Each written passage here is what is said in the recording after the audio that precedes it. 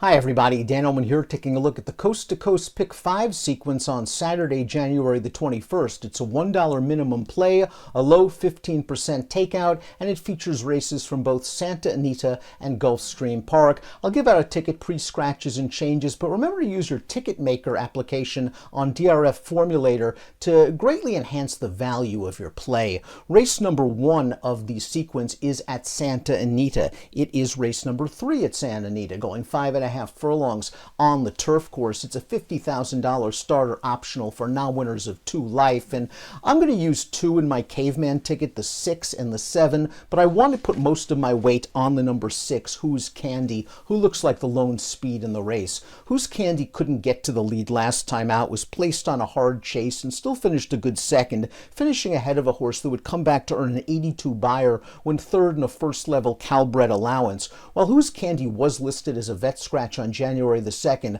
I just think he's the fastest out of the gate in this race, and if he can get any kind of breather on the backstretch, he might be able to sprint on home.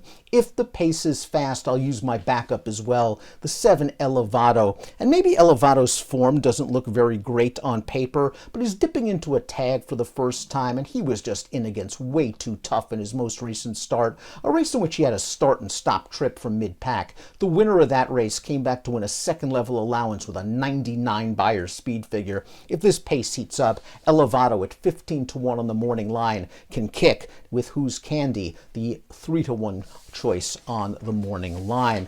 Race number 2 in the sequence, we'll move to Gulfstream Park. It's race number 9. We're going 3/4 of a mile. It's a high-level optional claimer. 62,500 is the claiming option. I have 1A, 1B. As we take a look at my ticket, the A is the classy Candyman Rocket, and you always have to worry about Candyman Rocket. He doesn't race very often. In fact, he's only raced once since May of 2021. That was a winning effort off a long layoff at Gulfstream last winter. He has a lot of problems with his feet, but he's very talented. In that race at Gulfstream off the layoff, he beat a horse named Prevalence, who came back to win 2 in a row, buyers of 98 and 99, and one of those races was a graded stake. He's had to battle foot issues, but I just think if he's on his best, he's the most talented horse in the race. If you're worried about his fitness, the backup is Living Water, who's won his last 2 races in gate-to-wire fashion, and if he can put away the pace pursuer, the number 1 New Bomb, then maybe Living Water can pull off an upset. 3-1 on the morning line for Living Water, 5-2 on Candyman Rocket, who's the A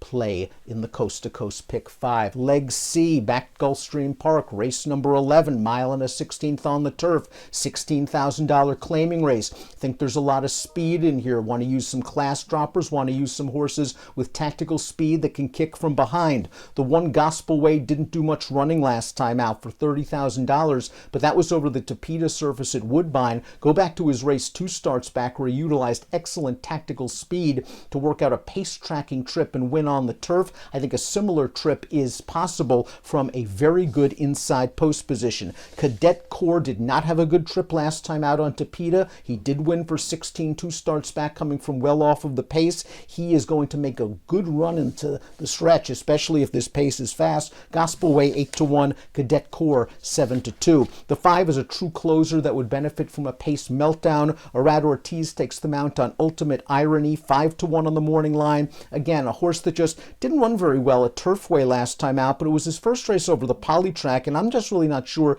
that's his surface. I don't love horses usually that run at Hawthorne or Colonial. They have class issues perhaps when they ship to Gulfstream Park, but this horse is going to get the right pace setup. The 7, the Northern Members, is a horse that I'd probably use as a backup, 8-1 on the morning line, claimed out of his last race a win over a Tapeta surface, but did so from off the pace. Leg D, going a mile on the turf, $50,000 maiden claimer. This is race number 6 from Santa Anita. I'm going 3 deep, 4, 5, and 8. Lottery Pick is dropping in class, and that could be key. He last raced on turf 2 starts back in a maiden special weight. That was a race they ran 1-2 around the track. He tried to rally into it, and it just didn't work out from a race flow situation. The winner of that heat came back to run 3rd in the Pasadena with an 84 buyer. Pratt aboard 5-1. The 5 is the Key is Unity, 5-2 on the morning line with Berrios, runner-up in his last 3, had a little trouble last time out. Very logical on paper. The 8 Mitad del Mundo, Dottori aboard, 4-1, beaten a half length last time out. Has more upside, I believe, than the Key to Unity. And the final leg is at Santa Anita. It is the Astra, $100,000 race. For the full race preview, head on over to DRF.com. It's the Sunday race of the day. I'm going 2 deep. The 1 Warren's Candy Girl with Rispoli aboard. Some trouble last time out in a graded stakes race. Now must prove that she can stretch out in distance. Queen of the Temple seems very comfortable at these longer distances. Might relish the 1.5 miles. Comes off a good 3rd in the red carpet. A look at the coast to coast on Saturday, January the 21st. Good luck.